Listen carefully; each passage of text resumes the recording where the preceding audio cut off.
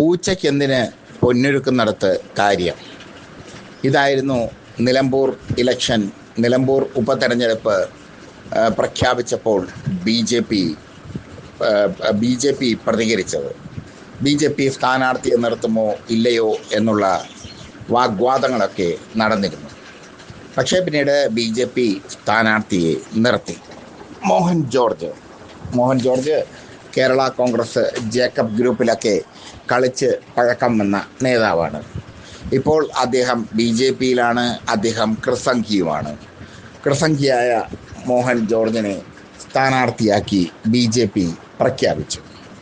B J P നിലമ്പൂരിൽ ഒരു സ്വാധീനവുമില്ലാത്ത ഒരവസ്ഥയിലാണ്. ഒരു സ്വാധീനവുമില്ലാത്ത അവസ്ഥയിൽ നിന്ന് നന്നായൊന്ന് ഫൈറ്റ് ചെയ്യാൻ ബി ജെ പി തീരുമാനിച്ചിരിക്കുന്നു എന്നാണ് ഇപ്പോഴത്തെ സംഭവ വികാസങ്ങൾ സൂചിപ്പിക്കുന്നത്. യഥാർത്ഥത്തിൽ ബി ജെ പിക്ക് അവിടെ ജയിക്കുക അപ്രാപ്യമാണ്. ബി ജെ പിക്ക് ജയിക്കാനുള്ള ഒരു ഘടകങ്ങളും അവിടെയില്ല. പക്ഷേ ഒന്ന് പോരാടാൻ തന്നെ ബി ജെ പി തീരുമാനിച്ചിരിക്കുന്നു. അപ്പോൾ പൂച്ചയ്ക്കെന്ത് പൊന്നൊരുക്കുന്നിടത്ത് കാര്യം എന്ന ചോദ്യത്തിന് വലിയ പ്രസക്തി ഉണ്ടാകുന്നു. ബി ജെ പിക്ക് നിലമ്പൂരിൽ ചില കാര്യങ്ങൾ തീർക്കാനുണ്ട്. കാരണം നിലമ്പൂരിൽ ശക്തി തെളിയിക്കേണ്ടത് ബി ജെ പിയുടെ ചുമതലയാണ്. അത് ബി ജെ പിയുടെ അനിവാര്യതയാണ്. അങ്ങനെയാണ് കാര്യങ്ങൾ പോയിരിക്കുന്നത്.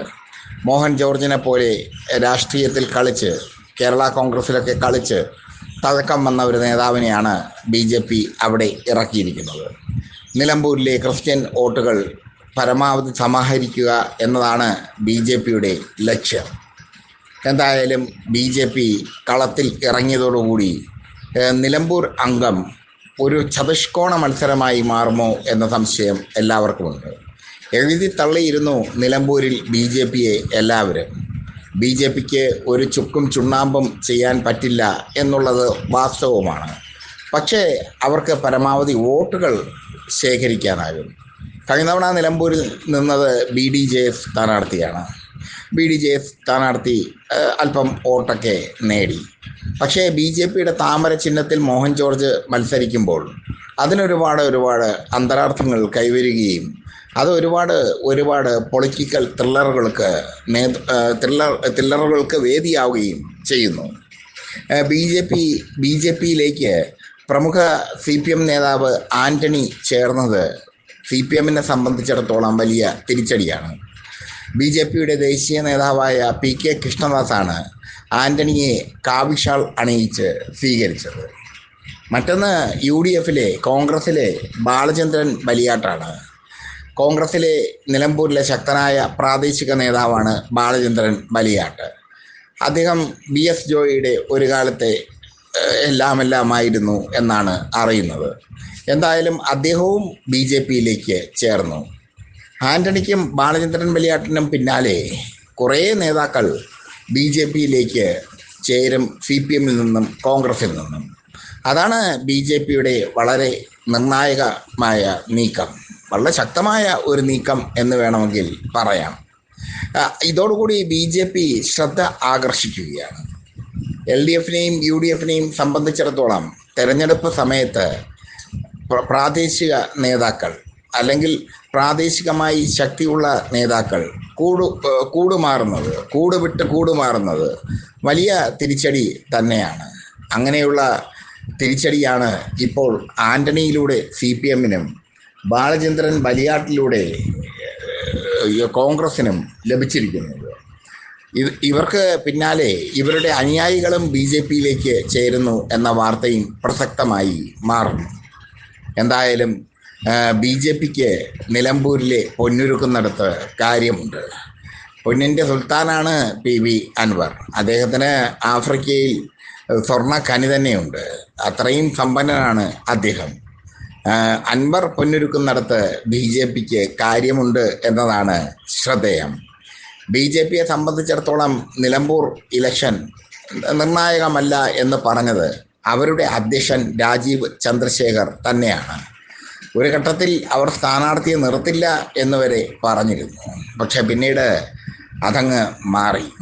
സ്ഥാനാർത്ഥിയെ നിർത്താൻ അവർ തീരുമാനിച്ചു. നിർത്തിയപ്പോൾ ഒരൊന്നൊന്നര സ്ഥാനാർത്ഥിയെ തന്നെ നിർത്തുകയും ചെയ്തു മോഹൻ ജോർജിനെ. മോഹൻ ജോർജ് കേരള കോൺഗ്രസ് ജേക്കബ് ഗ്രൂപ്പിലൊക്കെ പയറ്റി തെളിഞ്ഞ വ്യക്തിയാണ്. അദ്ദേഹത്തെയാണ് ഇപ്പോൾ BJP സ്ഥാനാർത്ഥിയായി അവതരിപ്പിച്ചിരിക്കുന്നത്. നിലമ്പൂർ മണ്ഡലത്തിലെ ക്രിസ്ത്യൻ വോട്ടുകൾ ഏകോപിപ്പിക്കുകയാണ് ഈ സ്ഥാനാർത്ഥിത്വത്തിലൂടെ BJP ലക്ഷ്യമാക്കുന്നത്. നിലമ്പൂർ മണ്ഡലത്തിലെ ക്രിസ്ത്യൻ വോട്ടുകൾ ഒന്നടങ്കം മോഹൻ ജോർജിന് വീണാൽ രാഷ്ട്രീയപരമായി വിജയിച്ചില്ലെങ്കിലും രാഷ്ട്രീയപരമായി അത് BJPക്ക് വലിയൊരു ഗുണമായി മാറും. എന്തായാലും നിലമ്പൂർ അംഗം മുറുകുമ്പോൾ BJPയും കളത്തിൽ ഇറങ്ങിയിരിക്കും. BJP ഇപ്പോൾ പ്രചരണത്തിൽ ഇടതുപക്ഷത്തിനും UDFനും ഒപ്പം ഇഞ്ചോടിഞ്ച് നിൽക്കുകയാണ്. അവർ ആദ്യഘട്ടത്തിൽ പ്രചരണത്തിനൊക്കെ ഒരു വിമുഖത കാണിച്ചിരുന്നുവെങ്കിലും ഇപ്പോൾ ശക്തമായ പ്രചരണമാണ് അവർ നടത്തുന്നത്. CPMന്റെ പ്രാദേശിക നേതാവായ ആന്റണിയും കോൺഗ്രസിലെ പ്രാദേശിക നേതാവായ ബാലചന്ദ്രനും ഒക്കെ BJPയിലേക്ക് ചേരുമ്പോൾ അവർക്കും ഒരു കളി കളിക്കാനാകും നിലമ്പൂരിൽ സ്ഥാനാർത്ഥിയെ നിർത്തില്ല എന്ന് BJP ആദ്യഘട്ടത്തിൽ ഒരു തീരുമാനം എടുത്തിരുന്നെങ്കിലും പിന്നീട് ആ തീരുമാനം മാറ്റുകയായിരുന്നു. ആ തീരുമാനം മാറ്റിക്കൊണ്ട് ശക്തമായ ഒരു മത്സരമാണ് BJP നിലമ്പൂരിൽ കാഴ്ചവെക്കുന്നത്. ആ മത്സരത്തിന് ഒരുപാട് അന്തരാർത്ഥങ്ങളുണ്ട്. ഇടതുപക്ഷത്തിനും വലതുപക്ഷത്തിനും തങ്ങൾ വെല്ലുവിളിയാണെന്ന് തെളിയിക്കുക, പരമാവധി വോട്ടുകൾ നേടി ഇടതുപക്ഷത്തെയും വലതുപക്ഷത്തെയും പ്രതിസന്ധിയിലാക്കുക, ഇതൊക്കെയാണ് BJPയുടെ ആത്യന്തികമായ ലക്ഷ്യം. അതുകൊണ്ട് തന്നെ പൂച്ചയ്ക്ക് അവിടെ സ്ഥാനമുണ്ട്. BJP എന്ന പൂച്ചയ്ക്ക് നിലമ്പൂരിലെ പൊന്നുരുക്കുന്നിടത്ത് സ്ഥാനമുണ്ട്. ആ സ്ഥാനം ഉണ്ട് എന്ന് അവർ തെളിയിച്ചിരിക്കുന്നു ആന്റണിയുടെയും ബാലചന്ദ്രൻ്റെയും കൂറുമാറ്റത്തിലൂടെ. അവരെ PK കൃഷ്ണദാസ് കാവിഷാൾ അണിയിച്ച് സ്വീകരിച്ചതിലൂടെ. എന്തായാലും യുദ്ധം മുറുകുകയാണ് നിലമ്പൂരിൽ. ഒരു ചതുഷ്കോണ മത്സരത്തിൻ്റെ പ്രതീതിയാണ് നിലമ്പൂരിൽ ഇപ്പോൾ ഉള്ളത്. ഒരു വശത്ത് സ്വരാജ്, മറുവശത്ത് ആര്യാടൻ ഷൗക്കത്ത്, അതിൻ്റെ നടുവിൽ PV അൻവർ, അതിനുമപ്പുറം BJP സ്ഥാനാർത്ഥി മോഹൻ ജോർജ്.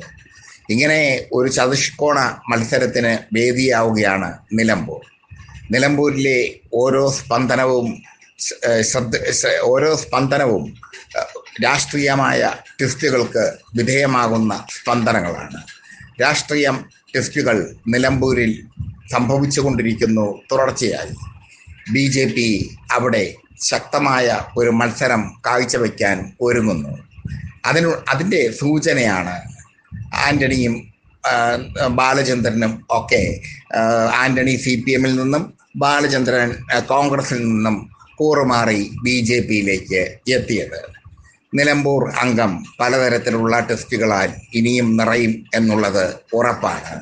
ആ ടെസ്റ്റുകൾ അതാത് സമയം പൊളിറ്റിക്സ് കേരള പുറത്തുവിടും ഞങ്ങളുടെ പ്രേക്ഷകർക്ക് വേണ്ടി.